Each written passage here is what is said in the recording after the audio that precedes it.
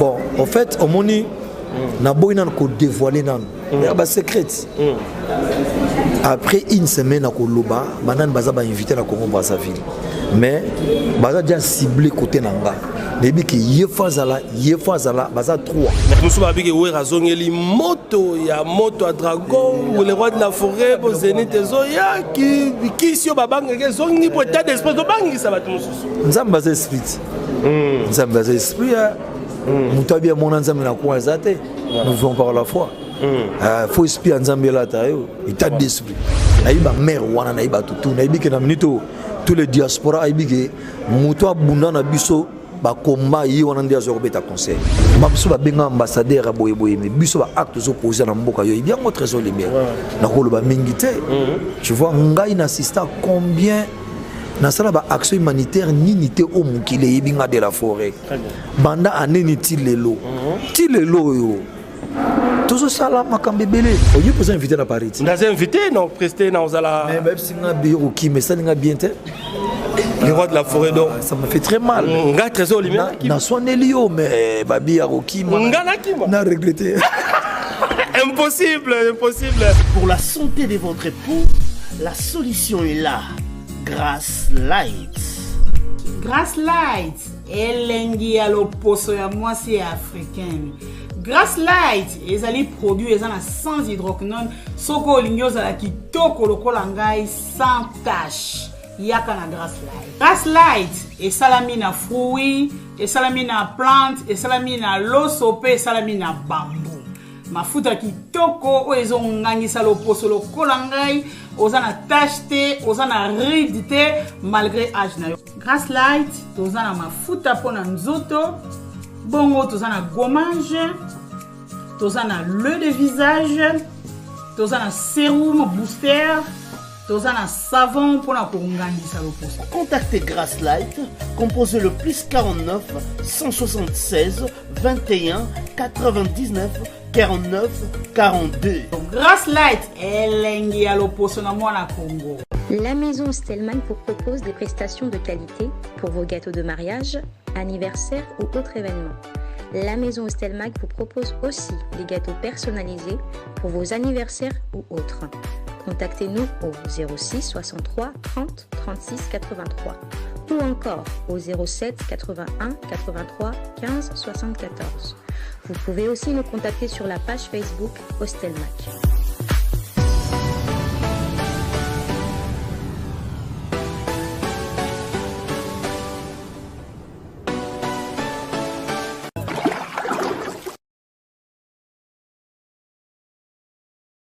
Makamba ko bouger et sili. Kaka na portable na yo, oza na Google Play Store, oza na Apple Store, allez, osala nini? O télécharger na kata portable na yo, o télécharger application mobile. Il y a Tap Sound. Donc TAP SAND. Allez, niata to leka. O koti ba coordonnées bancaires na yo, o tindi mongo na yo na Congo. Sans frais, bandeko tala ba chance. Oh, frais d'envoi exacté. Sans frais d'envoi. Bato baza na Congo, bako zwango, bongo, na Orange Money, to, bako kiko zwango, na Airtel Money, bazuyango malamoko na Congo, saminano, talanzamene nga salam. Pour vous offrir bien plus qu'un flat hôtel et faire connaître la nouvelle expérience, Orideso Commercial Kinshasa à travers l'Afrique centrale écrit une nouvelle page de notre histoire. Un service de rénovation sans équivalent, conjuguant dans une même dynamique plusieurs offres d'exception. Flat Hotel avec de chambres de luxe, supérieures et exclusives, répondant aux normes internationales, Orideso est un palace iconique. Restaurant au menu exceptionnel, mini-salle de conférence qui dévance les attentes d'une clientèle toujours exigeante. Boutique d'habillement au tempo et à la mode. Orideso Commercial Kinshasa vous garantit le meilleur tarif pour vos frais et transferts d'argent avec une agence sur mesure et professionnelle. Aussi, pour vos frais maritimes Paris-Kinshasa, Orideso, c'est aussi le commerce général. Vous voulez savourer l'ambiance de la capitale Kinshasa? Pas de panique, Orideso met à votre disposition un transport permanent de l'aéroport de Njili jusqu'à votre destination par réservation. Oredezo, c'est aussi l'assistance voyage touristique et d'affaires. Oredezo est à Kinshasa sur l'avenue d'Ibaya Awitz, quartier Matongé, dans la commune de Kalamou, derrière la maison de la Bible. Pour tout contact à Kinshasa, plus 243 99 83 253 26 81 97 38 612. En Angola, plus 244 92 34 14 471. À Paris, plus 33 75 128 21 63. Oredezo commercial Kinshasa, toujours avec une longueur d'avance. Voilà, son excellence, monsieur l'ambassadeur de la paix. Tout le monde est en répétition. Yomo Rosa s'imprégner et puis babi état d'esprit à Rosa Rosarana un message est tambour le monde entier. D'abord le roi de la force, la physique particulière aux États-Unis, parce que physique tout le monde a un état d'esprit, tout le monde comprend. Bon, ça fait quand même très longtemps. Il y a 10 ans passés, sur l'espace Schengen, tu es sous concerté. C'est pour la première fois que tu es l'espace Schengen. Bien que le Covid soit brûlé sur ma casse, Inch'Allah, voilà pour match PB Tama qui bat côté du stade. La boîte en France et Zongi. Donc c'est ça, il n'y a pas de problème. Nous sommes au bêta concert. Concert on a Congolais na Zongi Sabango. Na ba sentiment où il va perdre des années, faut na Zongi c'est la bango. Tant que tu as boîte à Kenda pour na transpirer tout Kazongi à l'aller à Sepeli. Mais maison mère Bissonde boulot na Bissonde angwana. Alors vraiment nous avons assuré tout le monde à la décide. Tout le monde état d'esprit contre le roi de la forêt va se poser la question, va inviter tout ça. Banana, va se prononcer. Brazzaville, est-ce que sa morale on va inviter, donc va inviter, va parler, les va inviter nous à la banane. Et puis, on va intégrer na Brazza, va inviter nous à la banane. D'abord, va inviter VIP ou va assister à un concert. Et puis, on va inviter, il y a des musiciens, il faut pas prester. Kabolangon nous andé. D'abord, premier invité à Bosso na Brazza, et les journaliste Benoît ou Tam Tam. Donc, il y a radio-télévision congolaise Benoît. Voilà, Benoît. Parce que le Benoît a tous les artistes congolais à Brazza. Et puis, il y a aussi des artistes à Brazzaville. Bon, en fait, au Moni, n'a pas dévoilé il y a des secrets. Après une semaine à Koloba, Banan Baza va inviter à Congo Brazzaville. Mais Baza déjà ciblé côté Nanga. Depuis que Yefazala, Baza 3. Mais tu as dit Sam Samora, Rosala, Tegrapa, Rosala. Mais tu as dévoilé la côté, il faut bon battre. Voilà. Quand on a Lyon, on a bon pangana makambo. Pour la surprise, c'est belé. Très bien. Au moment où Tolingi va comprendre les GT. Voilà. Bah il bango le jour J. Voilà. T'inquiète. Tu es bien préparé. Voilà. Bah va recevoir la fort. M'a invité Baza parce que yo le mot dévoilé malamoko. Oh, faut le bon banana. Alors, état d'esprit, slogan est commun à pote, commun à succès, partout état d'esprit. Sur le petit boy, état d'esprit. Alors, les conceptions, qui te amènent état d'esprit au vrai sens du mot. Nous vivons par la foi. La foi n'est big sarabis. Voilà. Na rova na boya, na venir na la mugusiko. Ah, il faut que mon trésor lumière. Voilà. Esprit n'inga na mona. Tam spene na ko mona sauver vie na. Vous comprenez? Ah, na ko dévoiler ma comme c'était. Sur la mine expliquer tas d'esprit tout ça yo. Donc ce qui ont la profondeur au monde qui. Bah nous sommes avec ouais razongeli moto, il y a moto à dragon ou les rois de la forêt, pour zénith zoya qui sur babang que zongi pour état d'esprit de bangi ça va tout nous. Nzamba esprit. Nzamba esprit. Mutabia mon nzamba na kwa zate. Nous vivons par la foi. Faut esprit nzamba là ta yo, état d'esprit. Voilà. État d'esprit, tout le monde avait badon et zoya déjà belé. Tout le monde est en Australie avec le président Jaguar Dominique. Tout le monde peut battre au Tikabadon. Est-ce que c'est limité déjà tes portes ouvertes pour la battre au Tikabadon là-bas? D'abord, notez comme le président Jaguar Dominique nous a présenté ma condoléance.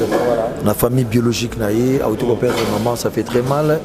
Azali président où il y a un groupe où en Australie. Vraiment, bazo créé un événement ébélé, assistance à Makassi. Tout le monde est personne vulnérable, là, don ébélé, et surtout dans la maison mère. atindi pe contribution na bien kazana matanga moni bonne foi na bonne volonté wana c'est-à-dire et ça la rabiso moi bien très sur lumière na yebi ke batebele baseli ba koya poto sana nuti to voyager na mois d'août mais to voyager to ba ke mi septembre début septembre ouais to voyager pour to vendre pe 10 jours avant spectacle faut ta 5 jours pour ba mona kele ba ye ndenge baseli te zalaka wera kitimba la moko boye non bah on va où me la rater on en somme aussi là parce que t'as des espèces de 50 on a dit état d'esprit le roi de la forêt makam stratégie na potes années tant au quitte en aéroport carnaval et rosala et aux années est-ce que cheval alors soit au tambour na Paris na cheval déjà est-ce que zo l'autre ko comme on a Paris aux années Trésor lumière rep il y a semaine autozo banda na ko benga on a présenté attends moi bah nous sommes en direct comme on m'a invité parce que yaka ba tu on la référence nana kanda do makasi voilà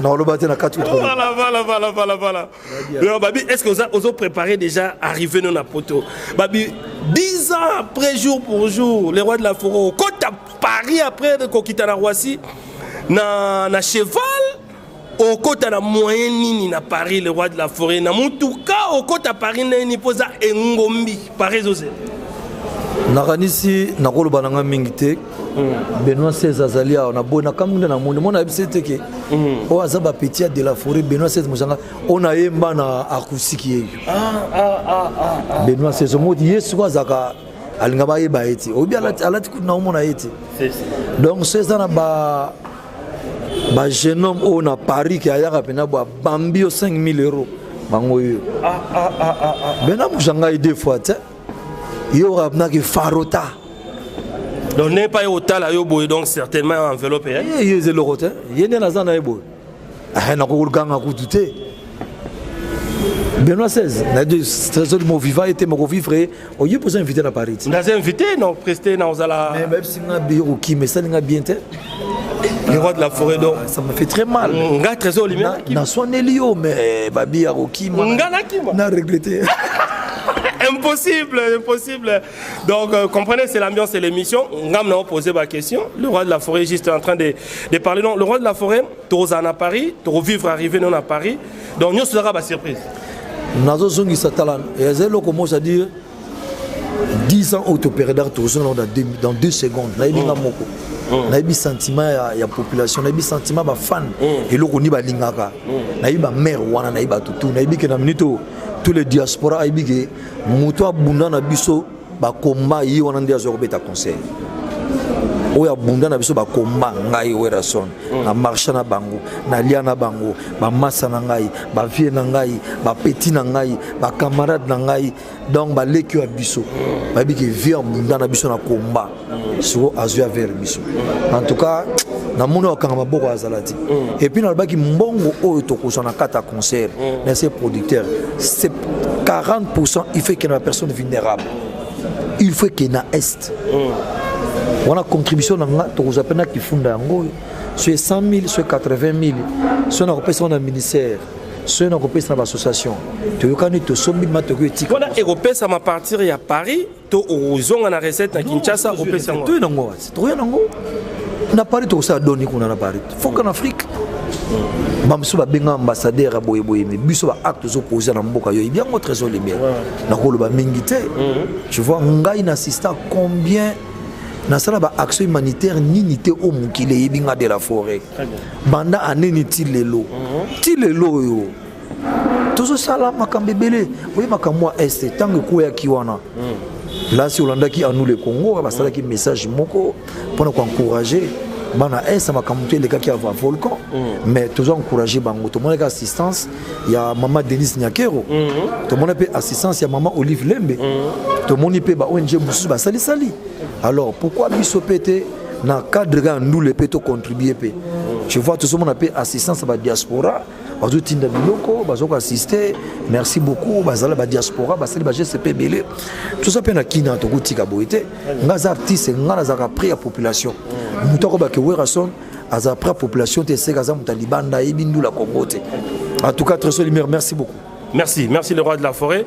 Tokutana parce que chez Menza Moulay, aéroport Anjili, Tito comme à Paris, tous ensemble parce que nous serons ensemble.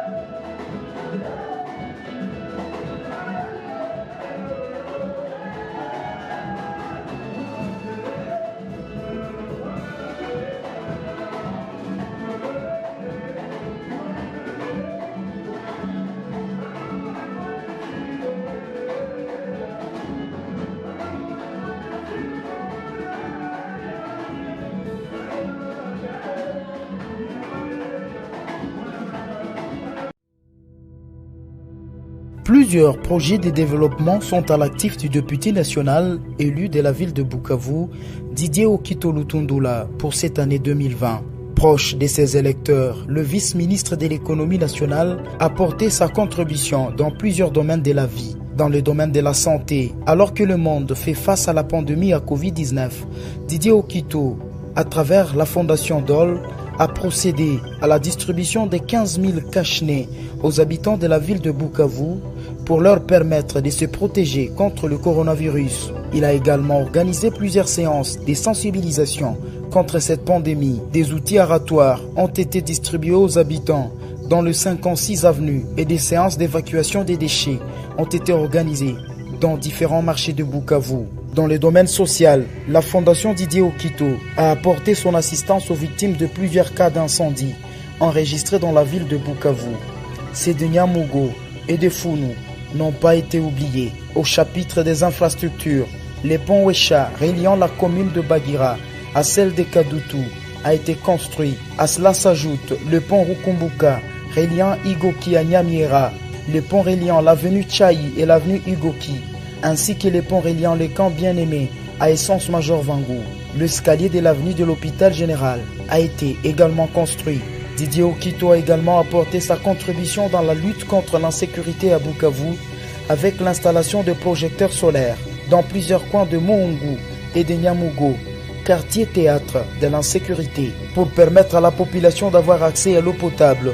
Le vice-ministre de l'économie nationale et patron de la fondation Okito a également construit des bornes fontaines à Kalingira, dans la commune de Bagira. La belle femme ne peut donner que ce qu'elle a. Didier Okito a apporté une fois de plus sa pierre dans le développement de la province du Sud Kivu.